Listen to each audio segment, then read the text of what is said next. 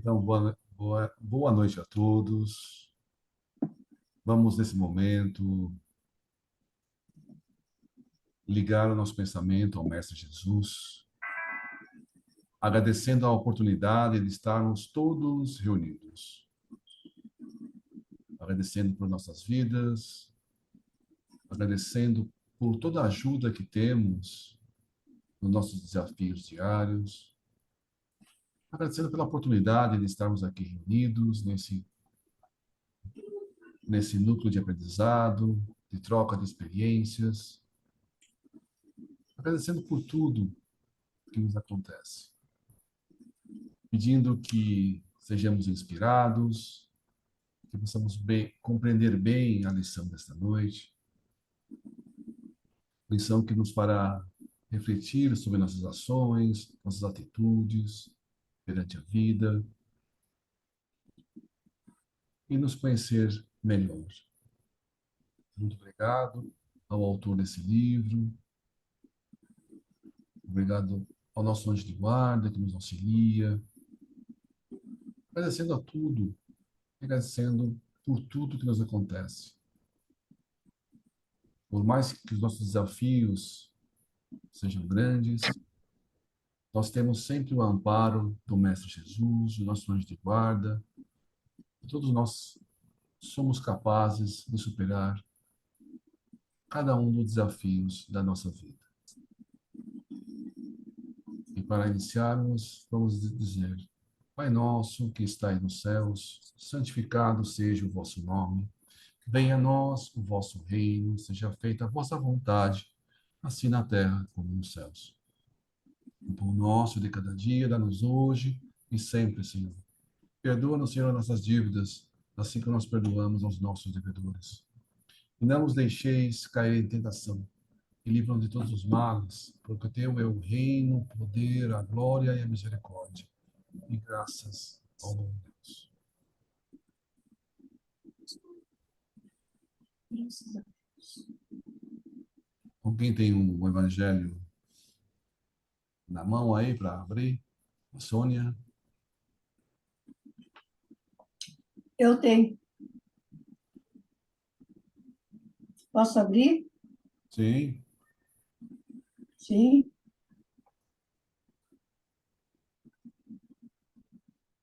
Capítulo 10.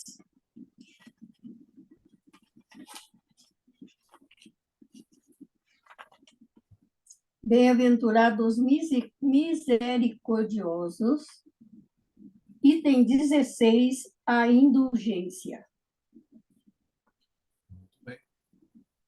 A gente sugere que a gente leia esse capítulo depois. A gente está estudando aqui o livro Diversidade dos Carismas. É um livro escrito por Hermínio C. Miranda, que ele reflete um pouquinho sobre a mediunidade. Então, ele discute a mediunidade baseada nos livros de André Luiz, nos livros disponíveis da Ivone, e nas experiências dele dentro de um centro espírita.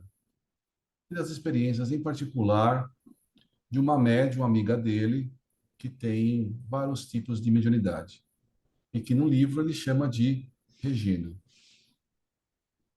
Então, ao longo do livro, ele vai discutindo a mediunidade. Então, a gente vai compreendendo, vai discutindo, vai compreendendo cada um dos fenômenos mediúnicos. A gente aqui vai lendo o livro, né? E vai discutindo os assuntos desse livro.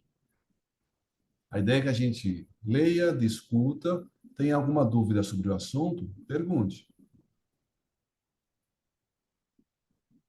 Ok? Então, uma pessoa lê, eu vou falar um pouquinho, mas tendo perguntas, vai falando. Se quiser explicar alguma coisa a mais, vai falando, vai entrando e vai falando. Tá? Não se acanhe, não. Vamos, a ideia a gente não tem um tempo para terminar o livro. A ideia é que a gente vá discutindo cada um dos assuntos da melhor maneira possível. Esse livro é bem interessante, a gente já está na metade do livro, mas fiquem à vontade para perguntar, todo mundo. Tudo bem? Então, vamos lá. Quem vai ser o leitor de hoje?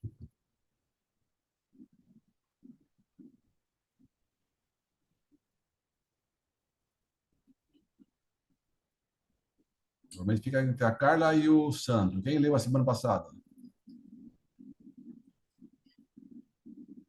O Sandro leu?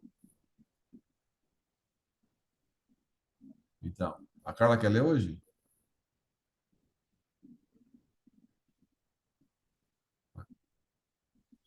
Desculpa, eu estava no mudo. Eu estou falando que eu tenho que sair às 9, provavelmente, para buscar o Nick. Então eu posso começar a ler, aí o Sandro continua. Apesar que eu não sei se o Sandro está com uma cara de desesperado para ler, não sei. Não? Pode? Ah, beleza. Tá bom. Vai, eu começo.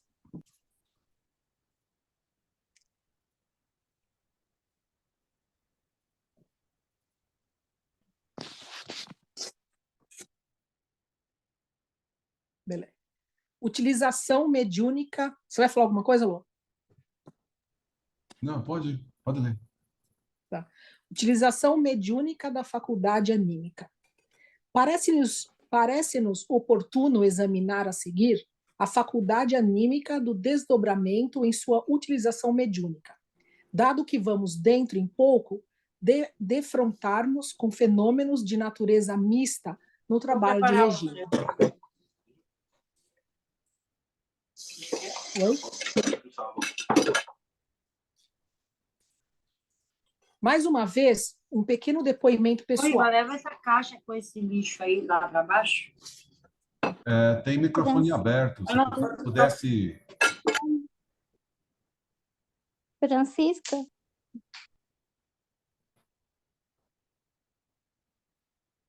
Ok. Continuando. Então, mais uma vez, um pequeno depoimento pessoal. Em reunião pública de debates, realizada há algum tempo, uma senhora médium fez-me uma pergunta embaraçosa. Perguntou-me se na sessão mediúnica deveria obedecer ao seu mentor espiritual ou ao dirigente encarnado dos trabalhos. E explicou que o amigo espiritual lhe pedira que se preparasse para ser desdobrada, pois havia trabalho específico a fazer nessa condição.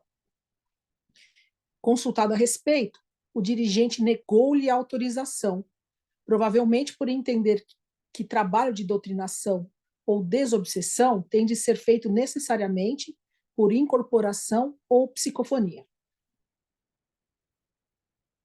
Dei-lhe uma resposta sumária, dizendo-lhe que não via inconveniente em que o trabalho mediúnico fosse conjugado com o de desdobramento, mesmo porque a teoria e a prática da psicofonia nos ensinam que o espírito do médium é habitualmente desdobrado para facilitar a manifestação do espírito visitante.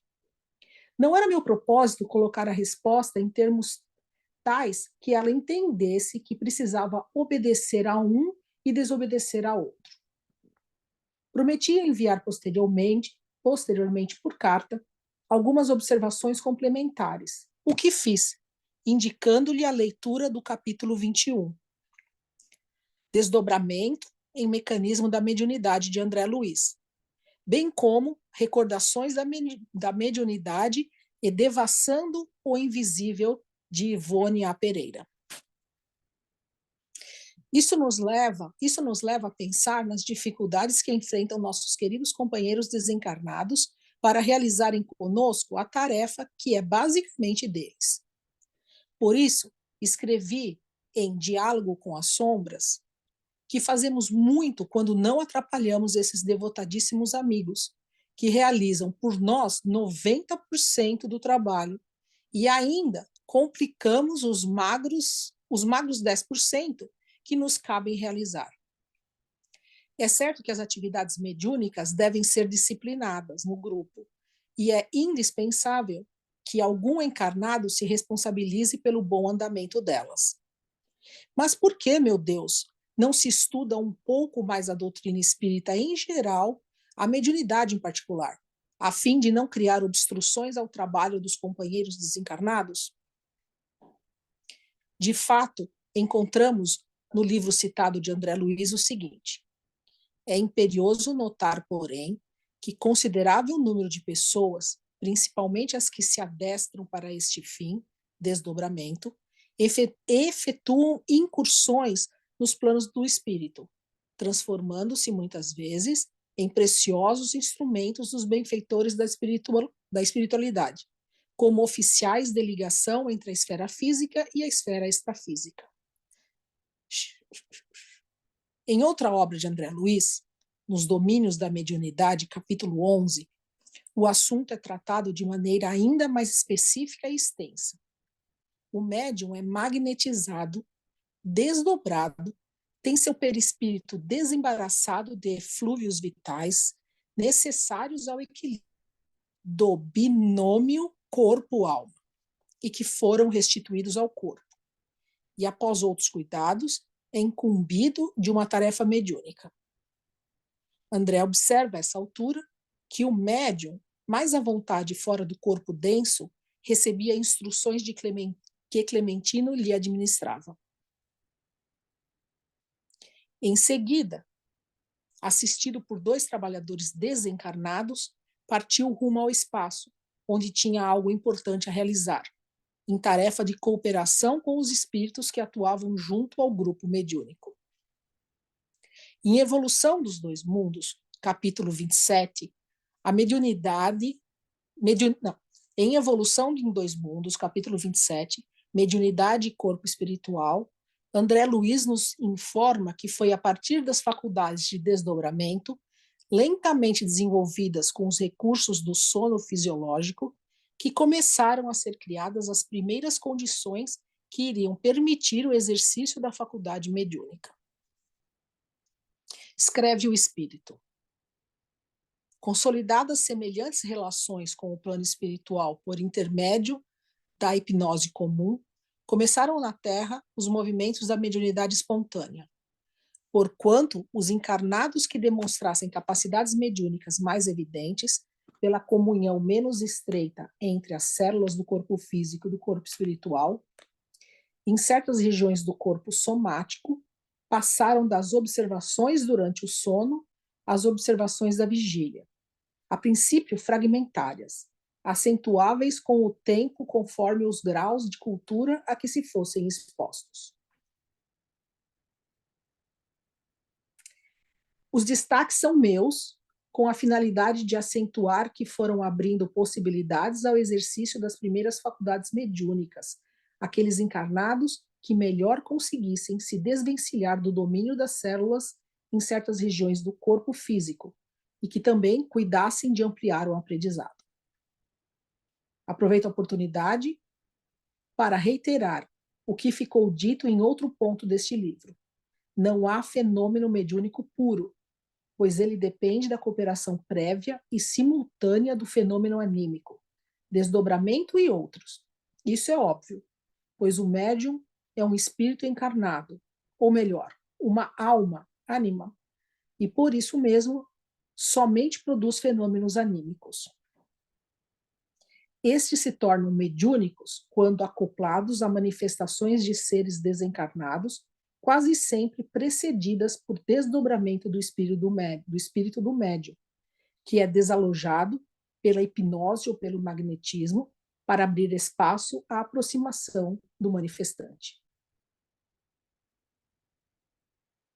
A insistência sobre esse ponto é deliberada porque se nota generalizada dificuldade de compreender e aceitar o fenômeno anímico em conjugação com o exercício da mediunidade, como se animismo fosse sinônimo de fraude ou mistificação, quando é o patamar sobre o qual a mediunidade se assenta para poder funcionar. Por isso, tanto insistem os espíritos em declarar que os textos ou falas que transmitem costumam assumir certo colorido próprio à personalidade do médium.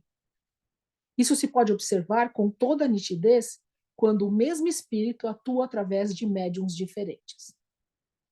O bom médium é o que consegue o mínimo de interferência pessoal naquilo que flui através da sua instrumentação.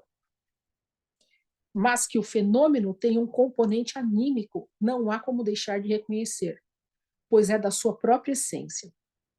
A mediunidade é uma faculdade. Perdi-lo.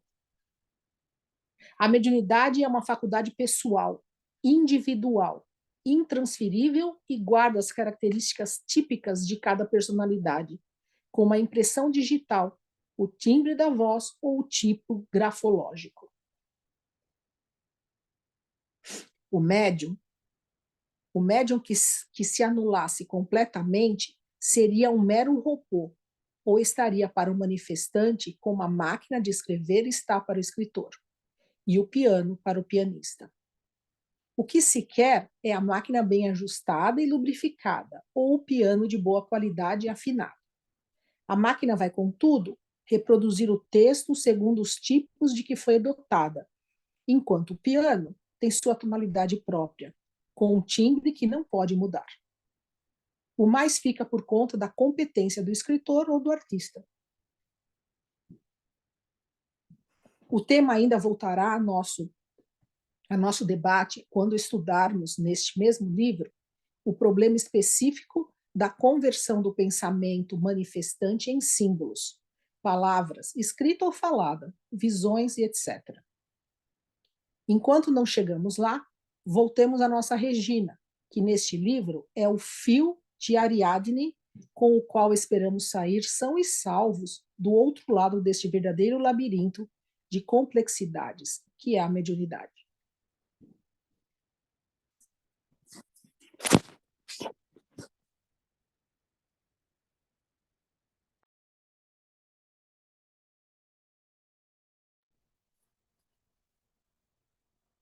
Então, nós somos espíritos. Temos um corpo espiritual, que é o perispírito, como chama Kardec, e estamos vestindo um corpo físico, enquanto encarnados. Depois que a gente desencarna, a gente larga esse corpo físico e permanece com o nosso perispírito, nosso corpo espiritual. O perispírito é ligado ao corpo, célula a célula. Quando a gente dorme, a gente se afasta parcialmente do corpo. A gente continua ligado ao corpo.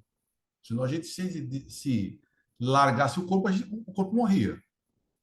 Então, há um afastamento parcial do corpo, o que ele chama de desdobramento. Então, a gente acaba, o nosso perispírito é formado de várias camadas. Quando a gente se desdobra, a gente acaba separando uma parte. E uma parte fica ligada, cada célula a célula, ao corpo. Então, ele está dizendo que quando eu me desdobro, por exemplo, num sono físico, então todo mundo aqui dorme. A gente dorme, a gente se afasta parcialmente do corpo. E nesse dormir, a gente se desdobra. E a gente vai para vários lugares. E a gente vai para onde? Para onde o nosso pensamento está focado. Então, a gente está muito preocupado com o trabalho. Eu vou lá trabalhar durante a noite. Eu estou preocupado com a balada. Eu, à noite, vou lá dançar. Eu estou focado em uma coisa. Eu vou para aquele local. Eu estou me desdobrando. Algumas pessoas se desdobram e vão trabalhar para ajudar outras em trabalhos variados. ou vão para a farra. Depende da nossa afinidade. Por isso que é muito interessante quando a gente vai dormir, a gente relaxar e rezar. Para a gente serenar o nosso pensamento e falar, eu quero desdobrar e estudar, e trabalhar, fazer, porque senão meu pensamento fica ligado. Digamos que eu assisti um filme e vou dormir. Dependendo do tipo, da natureza do filme que eu assisti, eu ainda estou com a mente muito ligada nas emoções que passou aquele filme. Se eu não rezar e relaxar, eu ainda vou estar naquela vibração daquele filme que eu acabei de assistir. Agora, a gente então dormiu, se desdobra parcialmente. No fenômeno mediúnico, a gente também se desdobra parcialmente do corpo. E esse desdobramento, esse afastamento do corpo, dependendo da mediunidade, pode ser um pouco ou maior. Na mediunidade de incorporação, na psicofonia, tem alguns médiuns que são médiuns conscientes, ou seja, se lembram parcialmente da comunicação. E tem médiuns que são ditos inconscientes, não lembram nada da comunicação. Os médiuns inconscientes é que eles se afastaram mais do corpo físico. E os médiuns conscientes são médiuns que estão afastados, mas não tanto quanto médiuns inconscientes. Algumas pessoas entendem erradamente que o animismo é uma fraude, como diz o autor, e condenam totalmente a parte anímica. E, na verdade, não, né? Como diz o autor, o animismo é parte integrante da mediunidade. Porque o médium é um intermediário. E como intermediário, por mais que ele queira passar a mensagem integral, ele acaba colocando o conhecimento dele, o sentimento. Então, digamos o seguinte: o Sandro quer passar uma mensagem para o Roberto. E aí o Sandro fala para a Sônia: Sônia, tá. Fala para o Roberto isso. Aí o Sandro fala para mim: fala para o Roberto isso. O Sandro passa a mesma mensagem para a Sônia e para mim. E depois os dois passam a mensagem para o Roberto. A mensagem vai chegar exatamente para o Roberto da mesma forma?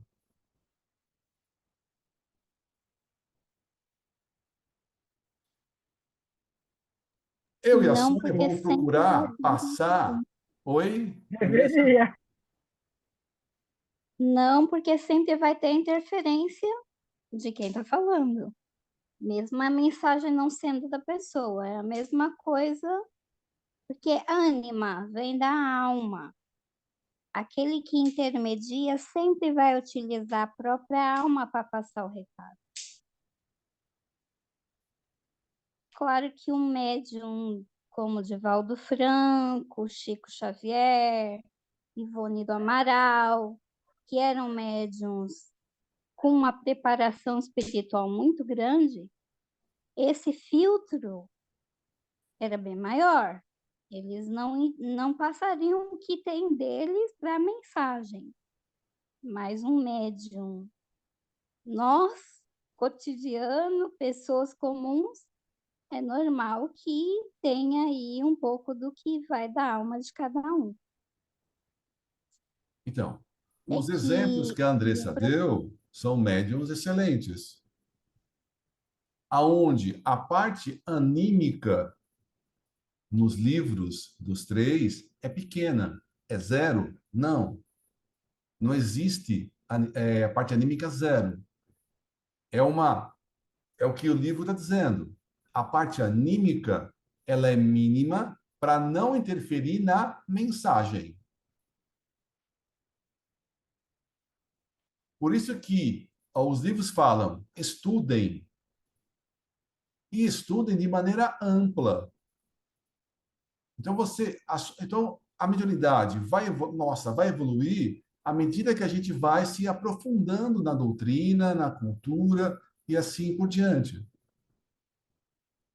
Se eu não me aprofundo, se eu não estudo, a minha mediunidade não evolui. Para a minha mediunidade evoluir, eu tenho que evoluir no meu conhecimento e evoluir na minha moral. Se eu vou crescendo moralmente e intelectualmente dentro da doutrina, eu vou evoluindo a minha mediunidade. Agora, se eu paro nisso, minha mediunidade também não vai crescer. Se por acaso alguém. Então, nesse exemplo, o santo está passando alguma coisa. Depende do meu conhecimento e do conhecimento da Sônia, depende do meu sentimento e do sentimento da Sônia, a mensagem vai chegar para o Roberto de maneira um pouco diferente. Certo? Dependendo da minha emotividade. Então, digamos que o Sandro fala alguma coisa de uma pessoa que eu não gosto muito. E a Sônia, por exemplo, gosta da pessoa. Será que a mensagem vai chegar da mesma forma lá no Roberto? Não. Ou de um assunto que, digamos o seguinte, o Sandro quer passar para o Roberto uma receita para fazer um negócio. Aí ele passa para a Sônia e passa para mim.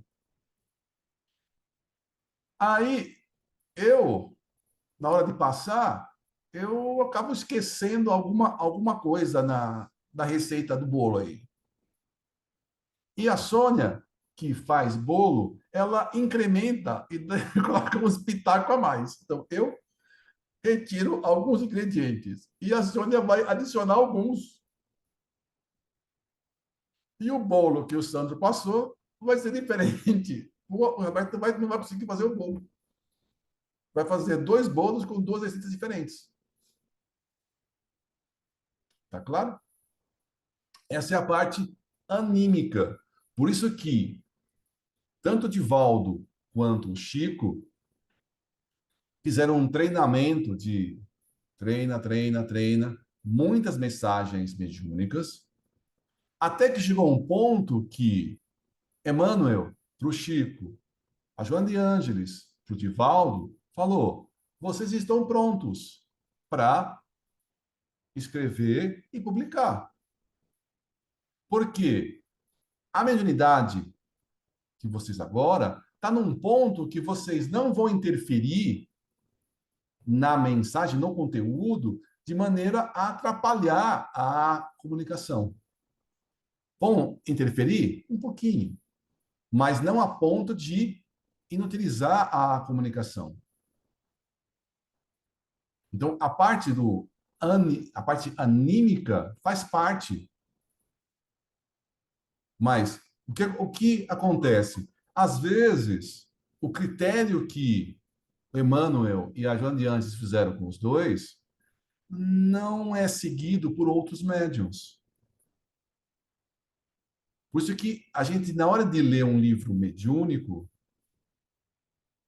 a gente tem que tomar cuidado, porque às vezes a pessoa começou a mediunidade, ainda não é experiente nessa parte, e começa já a publicar.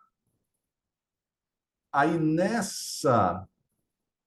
nisso, a parte anímica dele pode ser grande o suficiente para modificar a mensagem que o espírito quer passar. Por isso que a gente tem que ter uma boa base da doutrina espírita para ler outros livros.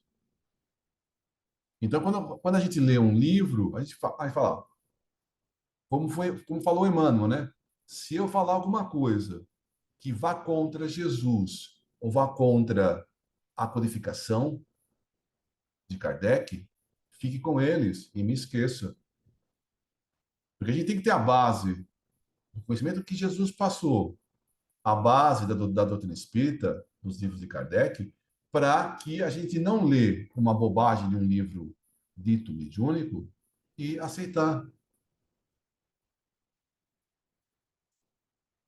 né? Logicamente que a gente, quando lê uma coisa, quando eu leio alguma coisa, eu falo, isso daqui não estou entendendo se é assim, né? Tô achando estranho. Uma vez, por exemplo, estava lendo um livro e eu li uma coisa e eu falei, tá esquisito isso, não entendi, acho que não é assim.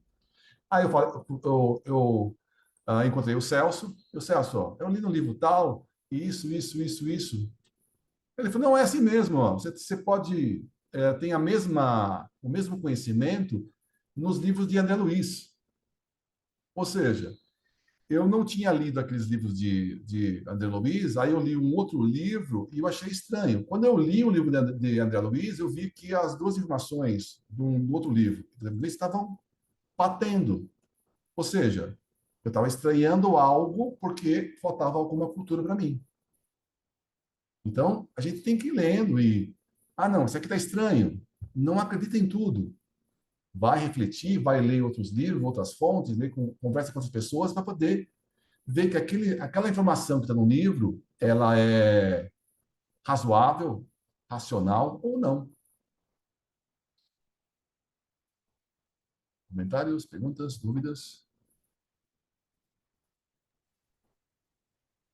Não, tinha ainda aquela observação da importância do conhecimento para até mesmo você não atrapalhar os trabalhos, tal como foi observado aí, né, no período, né? Então, olha, então, tem a turma do lado de lá trabalhando, tem a turma do lado de cá, e como é que a gente evita o conflito, né? O conflito tem que reduzir, de fato, pelo conhecimento. Então, ali no trabalho da desobsessão, no trabalho da ajuda, estava ali focado, não, vamos fazer pela psicofonia ali, né, a incorporação ali na hora, a doutrinação, mas nem todos os resgates são feitos dessa forma. A pessoa até sabe, mas às vezes ela não conjuga, né? Ah, e o trabalho que ela precisa fazer aqui vai ter que ser em desdobramento. E por que em desdobramento? Né? Nós estamos aqui numa dimensão materializada, né? Nós ganhamos os nossos corpos, né? E o nosso corpo não está numa dimensão materializada, gente? Quer dizer isso, materializada? Energia densificada. Então, todos nós, à medida que nós ganhamos essa passagem aqui para a Terra, nós estamos com uma baita de uma bateria 220 plugada no nosso corpo, que é aquilo que o Lorenzo colocou. Né? O espírito, perispírito, estou o meu invólucro aqui, o meu corpo. Enquanto eu aqui estou na Terra, eu estou com esse 220, essa bateria. É como um mergulhador que precisa mergulhar na profundeza. Já viu o mergulhador, como é que ele vai? Ele vai com aquele escafandro lá, tem uns 3 tanques, tem gente que mergulha até com 4 tanques, vai lá, né? Tá carregando o quê? Aquela bateria de oxigênio. A gente tá aqui, tá levando uma bateria grande. E era o trabalho que o corpo espiritual, né? Os trabalhadores estavam pretendendo chegar e realizar com ela. Precisava levá-la para fazer um desdobramento, com certeza atingir determinadas regiões. E que ela, pô, eu preciso usar a bateria 220 dela, ela tá ligada aí, né? Para poder chegar e ajudar a fazer algum tipo de resgate, que era o que eles estavam planejando, mas aí a direção que estava na Terra não soube ali congregar, né? Colocar apenas uma forma de resgate. Tá bom? É isso mesmo, né? O que o senhor está dizendo é o seguinte: você, numa reunião mediúnica, ou mesmo dormindo, né? Os próprios livros relatam, né? Que tem vários médiums que trabalham muito durante o sono. Se des- né? Os próprios livros de André Luiz falam, né, que quando a gente dorme, a gente se desdobra, e às vezes a gente é levado para fazer um curso, ou a gente é levado para trabalhar. E o trabalho é feito junto com os trabalhadores espirituais, que levam, né, tem toda a proteção desses trabalhadores espirituais, e a gente pode ir junto e doar, por exemplo, um pouco de ectoplasma para alguém que está precisando. Então, por exemplo, num dos livros, uma pessoa tinha já desencarnado e ela ainda estava presa ao corpo físico que tinha sido enterrado no cemitério. Aí os espíritos foram atrás de uma pessoa dormindo, se desdobrou, levou essa pessoa até essa pessoa que estava desencarnada, mas ainda vinculada ao corpo físico. E para trabalhar e ajudar essa pessoa a se separar, o espírito do corpo físico, eles precisaram de alguma energia do encarnado. Então, eles levaram o encarnado desdobrado, fizeram lá a conversa e tiraram energia do encarnado para esse desencarnado, que ainda era muito materializado, apesar de desencarnado. Mas precisaram das energias do ectoplasma, por exemplo, desse encarnado, para fazer os trabalhos com essa pessoa. Então, isso acontece. Então, se a gente se predispor ao trabalho, mesmo dormindo, a gente acaba fazendo, né? Então, por isso que é importante a nossa oração antes de fazer. Então, ó, se eu tiver em condições de fazer, de ajudar alguém com a proteção do meu anjo de guarda, eu estou aqui disponível, né? Ou, não, eu vou dormir e vou para balada.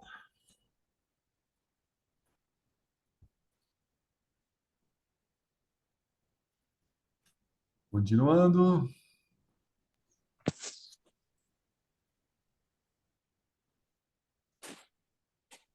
O mecanismo do desdobramento. Regina distingue seus desdobramentos em duas categorias: os que ocorrem em plena consciência, no estado de vigília, e os que acontecem durante o sono, sendo estes os mais comuns, ainda que menos percebidos. Ainda que menos percebidos pela simples razão de que assim que se encontra desdobrada, em consequência do mergulho no sono, a atividade do perispírito começa a ser traduzida sob o que entendemos por sonho. O aspecto específico do sono, sonho, contudo, fica para outro capítulo. Regina informa que seus primeiros desdobramentos ocorreram em plena vigília, perfeitamente acordada e consciente. Creio, contudo, que esses foram os primeiros de que tomou conhecimento, pois, segundo sua própria tese, com a qual estou de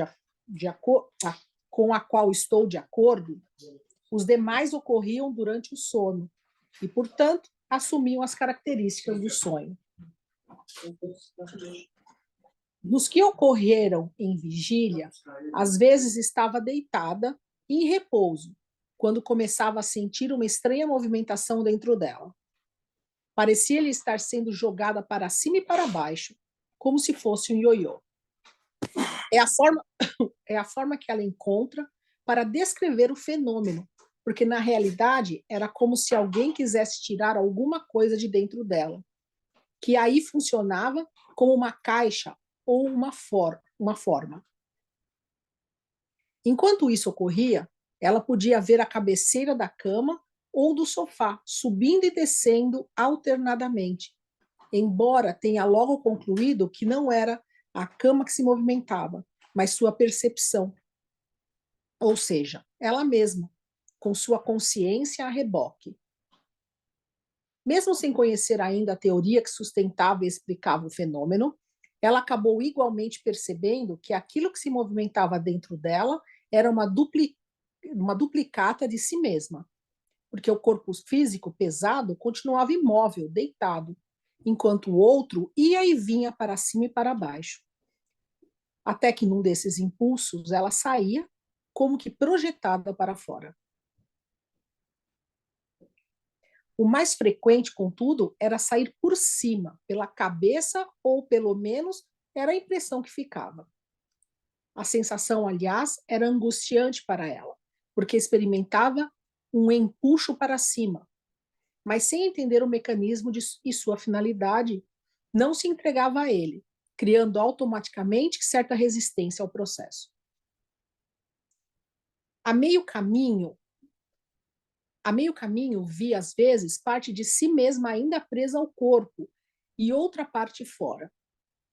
O inusitado da situação dava-lhe um susto, e então ela despencava-se para baixo, com uma sensação de vertigem.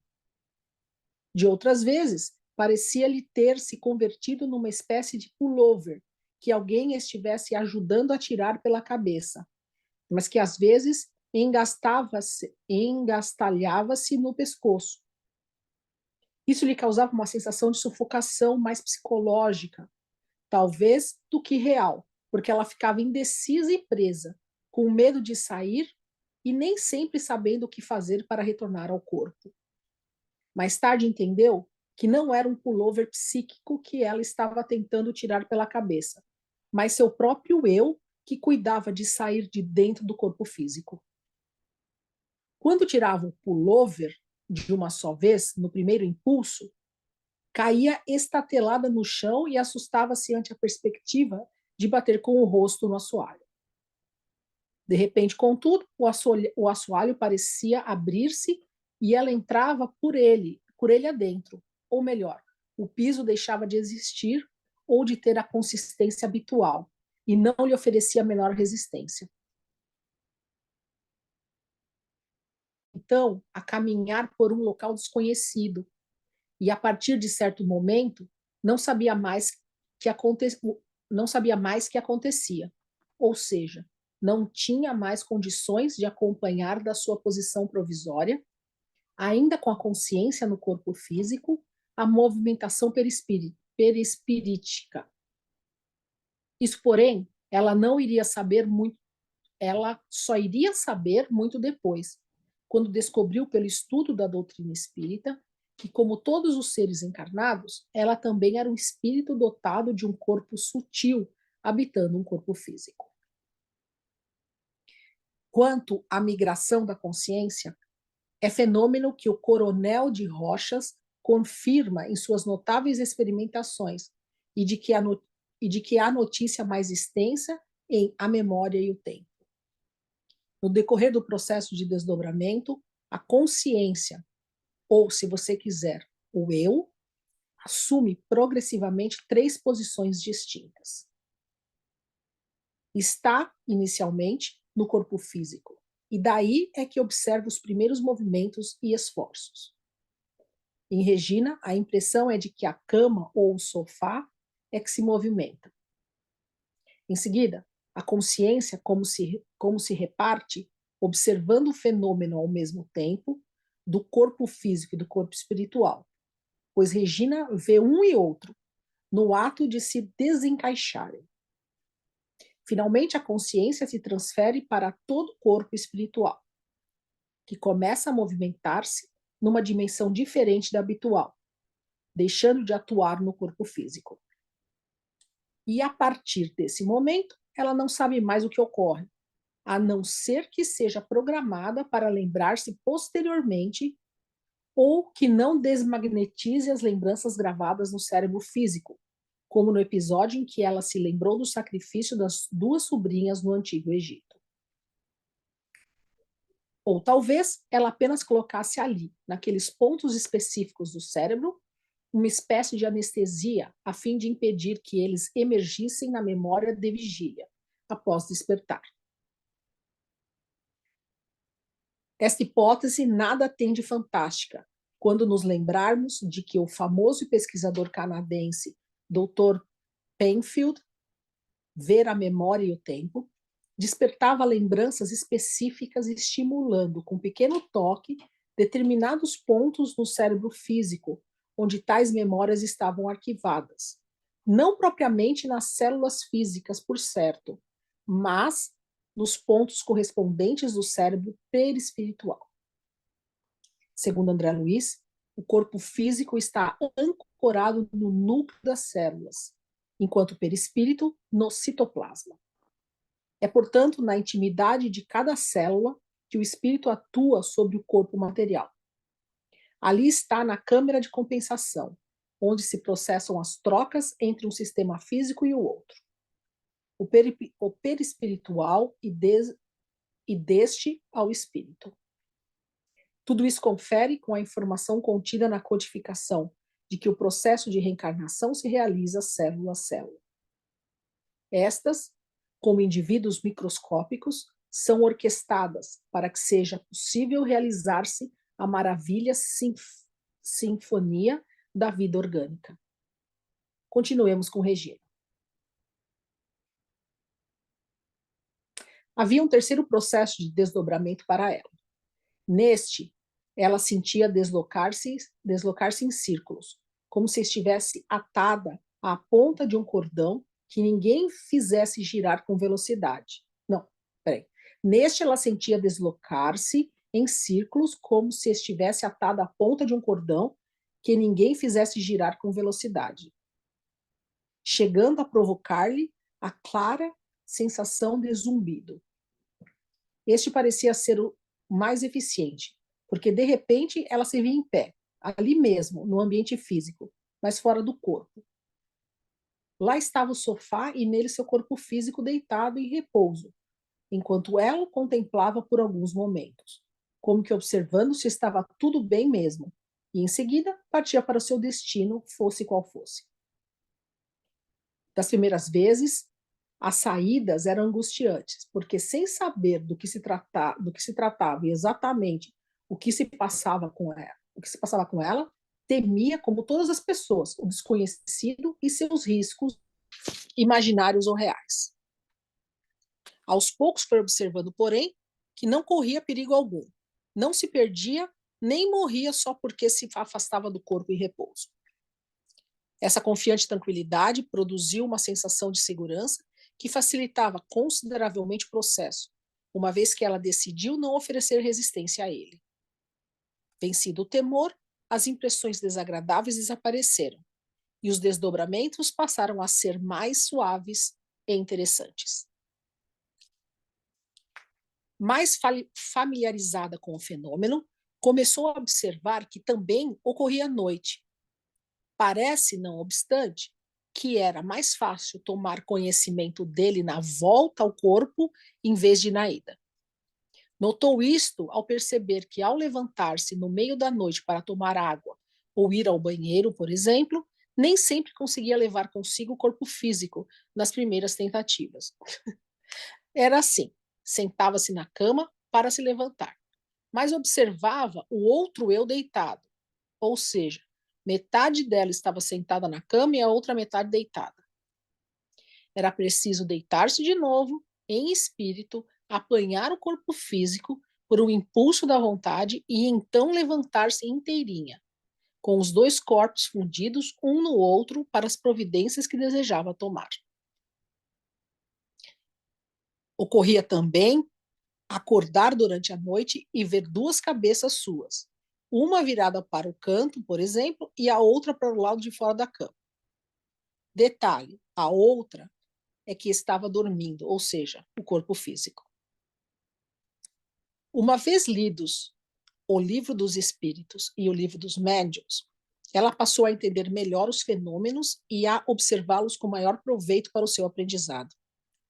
Mal sabia àquela altura que o treinamento das faculdades de desdobramento pelos diversos processos era a base do preparo para o exercício futuro de faculdades mediúnicas, que no devido tempo estariam acopladas e prontas para entrar em serviço.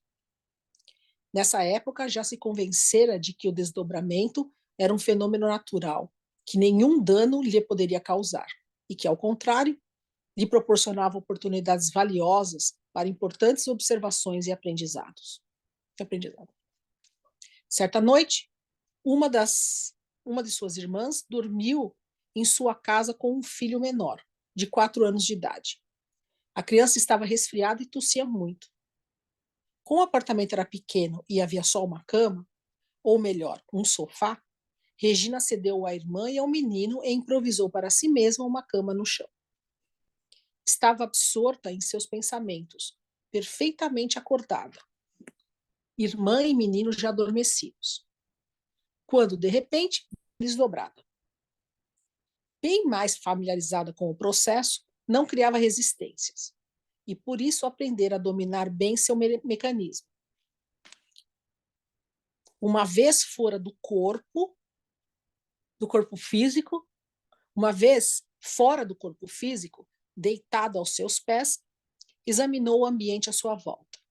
Lá estava a irmã e o menino adormecidos no sofá, e seu próprio corpo ali no chão em repouso. Ouviu a criança tossir e continuou suas observações exploratórias.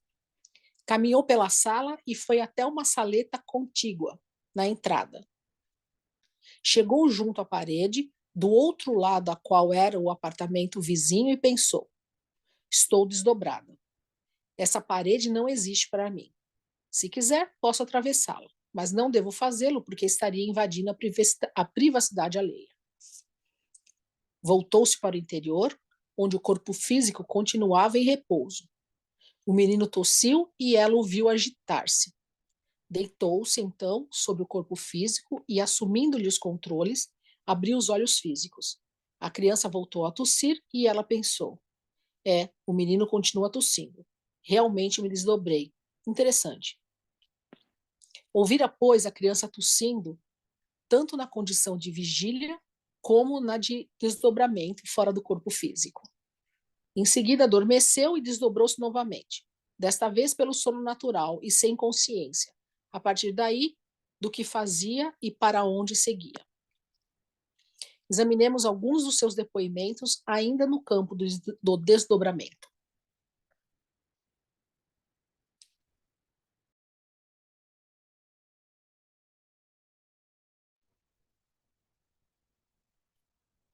E aí, ficou claro o desdobramento? Todos nós desdobramos, né? A gente dorme, a gente se desdobra, a gente sai e vai fazer nossas andanças por aí. Às vezes tem medo de, eu não vou largar meu corpo físico, então eu fico do lado, do lado do meu corpo, para ele não sair correndo. Ou eu vou fazer outras coisas. Então eu posso me desdobrar e ir para onde a minha consciência me mandar. No caso da Regina, ela se desdobrava desde muito cedo. E o anjo de guarda dela, se ela tivesse disposta, levava ela para trabalhar, ajudar outras pessoas.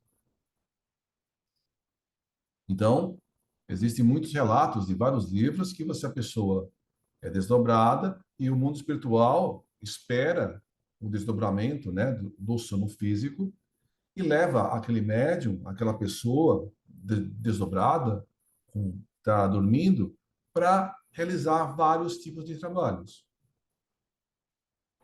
No livro de André Luiz, ele fala mais uma vez que, por exemplo, vai ocorrer uma reunião lá no mundo espiritual. E nessa reunião vai ter, por exemplo, uma palestra sobre algum assunto, um estudo. Aí, então, essa palestra já está programada e se sabe que tem fulano vai participar da palestra. Aí o orientador da palestra fala, ó, fulano, ciclano e beltrano se disseram que estariam aqui e não chegaram. Aí pede para André Luiz, vai, André Luiz, você e o fulano vão atrás para ver se tem algum tipo de problema. Por que eles não vieram para a palestra? Aí rapidinho o André Luiz vai com o outro espírito e vai na casa deles verificar por que eles não estão indo. E nesse caso, esses três espíritos resolveram voluntariamente não ir na palestra. Eles tinham se comprometido a assistir a palestra, mas foram fazer outras coisas. Então, eles encontraram, né, o André Luiz encontrou esses 3 espíritos realizando outras atividades, né? E quando perceberam que eles faltaram na palestra por vontade própria, porque eles foram para Gandaia, foram buscar sexo, foram buscar qualquer outra coisa, né? É o livre-arbítrio deles de não querer. Aí deixaram eles e falaram, ó, os 3 não vêm. Então, às vezes, a gente se compromete a fazer uma coisa e não faz. Então, os próprios, nas nossas reuniões mediúnicas, né, a gente já escutou várias vezes que a gente está participando fisicamente da reunião mediúnica, está ali, participando tal. E depois eles falam, ó, vão para casa, vão dormir cedo, porque vocês vão, a gente vai trazer todo mundo que tiver de boa vontade para continuar os trabalhos. Então, a gente volta e quem tá com boa vontade vai, dorme e o anjo de guarda vai, leva a gente para continuar com os trabalhos da noite. Algumas pessoas aqui já lembraram, né?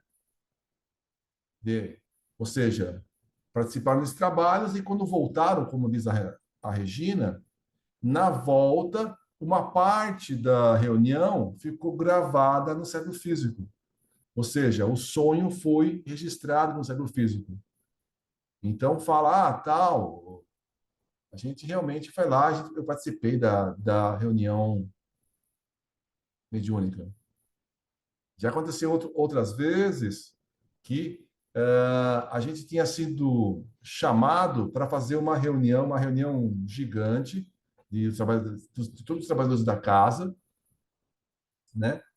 E em certo dia, aí alguns dos frequentadores dessa reunião falaram que lembravam que a gente já tinha feito aquela reunião na noite anterior, ou seja, a gente fez uma reunião no mundo espiritual e depois refez a reunião no mundo físico para gravar no nosso cérebro. Então, as coisas acontecem, mas a gente tem um livre-arbítrio de fazer o que a gente acha que deve fazer. Né? Então aí está dizendo do desdobramento da Regina que pode acontecer com cada um de nós. Só que a gente, né, a maioria não percebe sair do corpo. Tá? Acho que o Sandro faz tudo isso toda noite. Aí. Mas eu, por exemplo, nunca me vi sair do corpo. Né? Eu nunca. Na verdade, eu raramente lembro do que eu faço durante a noite. Se é coisa boa, se é coisa ruim, não sei. Normalmente, eu não lembro as bobagens que eu faço à noite. Né? Mas algumas pessoas lembram de algumas coisas, de alguns fragmentos, né? Porque a gente faz várias coisas e às vezes no retorno a gente tem lembrança de alguns fragmentos das nossas atividades durante a noite, né? Mas isso pode ser diferente para cada pessoa. Fala, Sandro. Eu já tive assim as 2 vezes, mas eu não lembro depois o que aconteceu, não.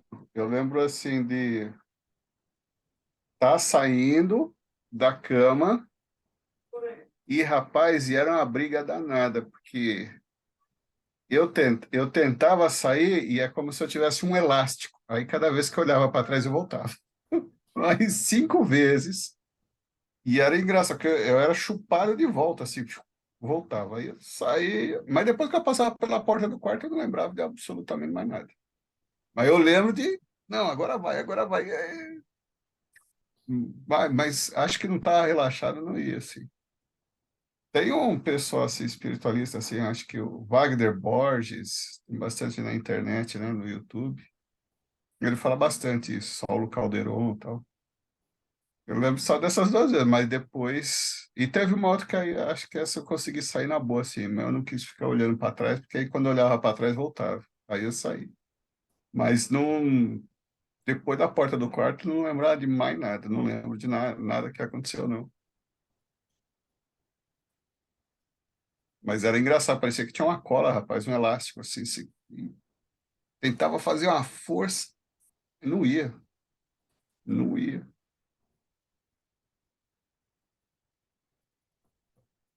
Um desdobramento consciente da saída, né?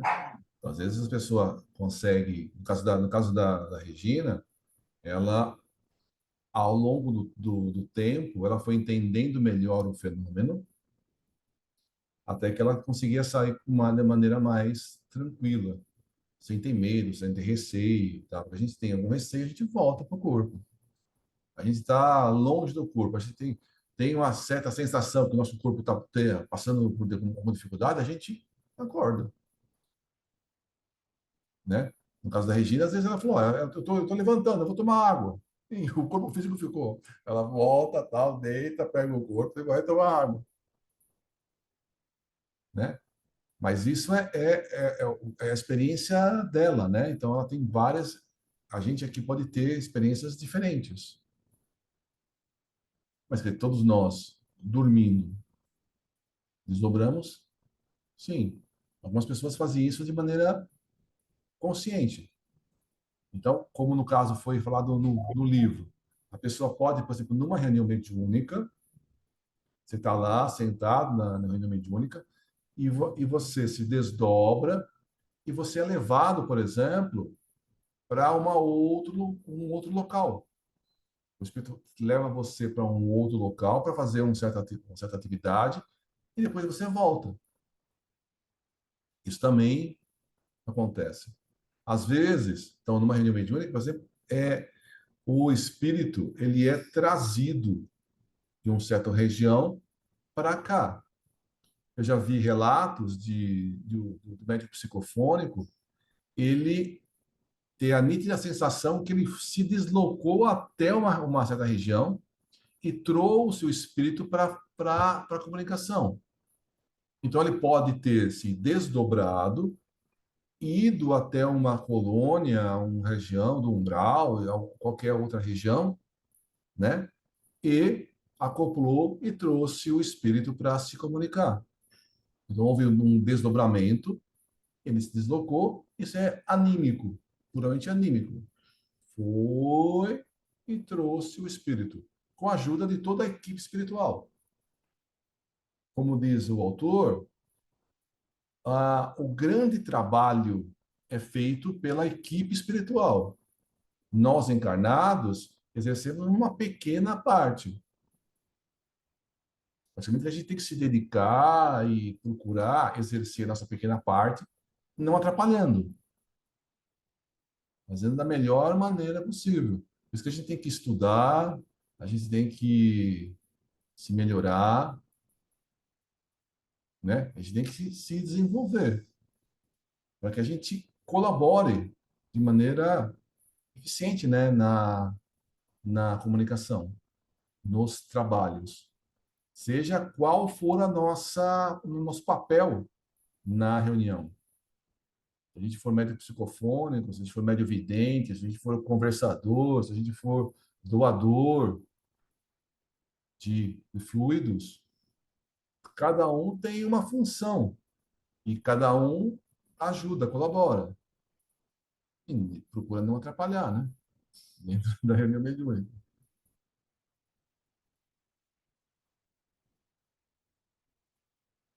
Perguntas, dúvidas, experiências? O Roberto, por exemplo, ele se desdobra, vai embora, vai passear, faz as coisas para ler e tal, e depois ele volta, É né? verdade, é verdade. Várias vezes. A maioria das vezes em curso. Então, tinha muitos cursos, né? Então, eu participava e muitos de nós também estavam juntos, né? Agora, muitas vezes eu fui em outros países, né? Então, eu andei pra caramba. Mas, normalmente, é o que acontece. É um desdobramento consciente, né? Então, você está desdobrando de modo consciente e lembra. Agora, nem todo desdobramento é consciente. Então, às vezes, você se desdobra, vai para um local, volta e não lembra do que fez, né? Porque às vezes não é interessante a gente lembrar, a gente vai lá, se põe à disposição para ajudar, né? Vai com o nosso anjo de guarda e não lembra. E algumas vezes é interessante lembrar. Então a gente vai lembrar, vai lembrar talvez uma menor quantidade de vezes. A maioria das vezes a gente vai e volta e não lembra não lembra a maior parte do que a gente fez. E às vezes é interessante lembrar algumas partes, como no caso da Regina que ela fala. Algumas vezes ela lembra, outras vezes não. No caso do Sandro, que ele falou que passou a porta, não lembra mais para onde ele foi, né? Assim como acontece com todo mundo, né? Algumas pessoas conseguem fazer de maneira consciente ou não.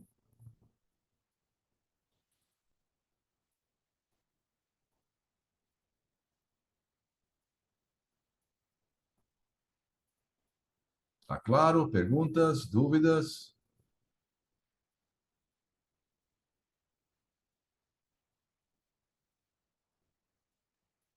Próximo, eu tenho uma experiência.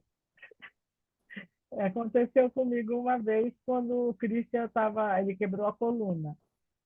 E aí eles saíram, eles já estavam melhorzinhos, já estavam começando a sair, ele estava de na coluna. Então ele já estava saindo, né? Já não era tão dependente de ficar entrevado na cama. Aí ele saiu com os colegas, foram lá na Alphaville num jogar futebol de salão, mas ele só foi assistir, segundo ele. Só que, nesse meio tempo, eu dormi. E eu fui lá, eu acho que eu fui atrás, porque eu vi que ele caiu e se machucou. E quando ele chegou, antes dele chegar, eu falei para o Eugênio, acho que o Cristian é, foi jogar, porque eu vi ele cair e machucar a coluna. O colete machucou as costas dele. Dito e feito, ele chegou em casa com as costas machucadas do jeitinho que eu vi. Então, quer dizer, aí já é uma coisa de mãe também, né? Mãe xereta que vai atrás, mas eu vi. Ainda falei para a Eugênia ainda. Mas essa coisa rara acontecer, né? Aconteceu uma ou duas vezes, ou umas experiências assim, não só com eles, mas não é normal acontecer. Mas que eu vi, eu vi.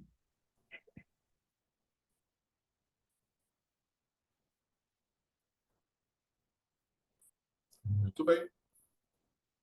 Mais alguma dúvida? Algum esclarecimento? Não? Então, quem gostaria de fazer a prece de encerramento?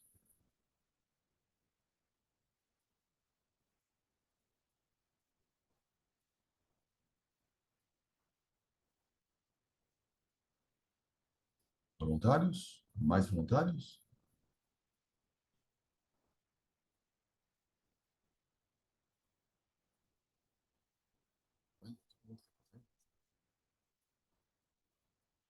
Tá bom, Andressa, pode fazer, vai. Você que tá doidinha para fazer, pode fazer.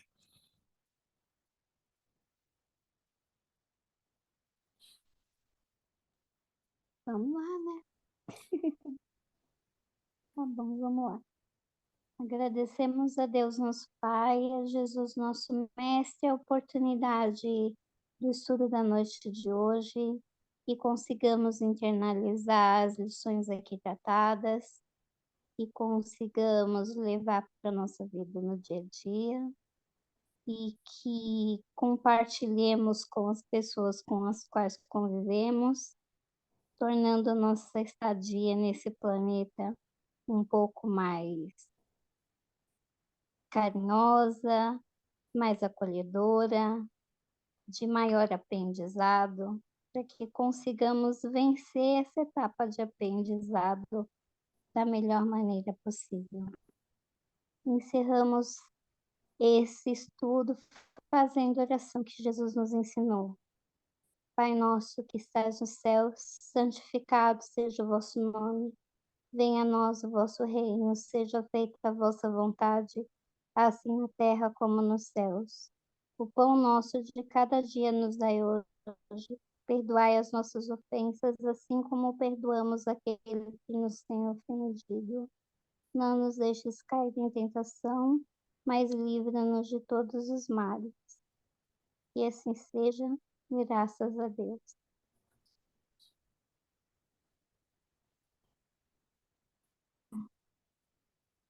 Bem, o Roberto tem uma boa evidência para relatar para nós? Eu vi os tratamentos nos espíritos que estão doentes, né? Vi uma quantidade grande de espíritos bem brilhantes. Dava a impressão que causava é que eles estavam dando esse brilho no céu, porque estava com muito miasma. Então, vários deles ficavam indo para cá, indo para lá, então dava aqueles clarões bonitinhos, né? Cor de prata, amarelo leve, mas bem brilhante. Agora, o interessante do Pai Nosso aqui no final é que aqueles espíritos que estão assim, entre aspas, né? Cansados de sofrer, vamos dizer assim, né? Eles estão à espera de uma nova chance. Então, são espíritos que foram brutos pra caramba, né? E tem uma dívida boa, mas nessa hora do Pai Nosso, eles entraram no cordão da Andresa, né? Entraram no cordão e também rezaram juntos o Pai Nosso. Então, você vê aqueles espíritos que foram muito bravos, muito violentos, né? Achando a impressão que causaram na fisionomia, achando que o Pai Nosso seria uma boa saída, uma boa melhora para eles. Então, eles acompanharam o Pai Nosso. Muito legal foi. Pelo menos eu achei. É coisa boa.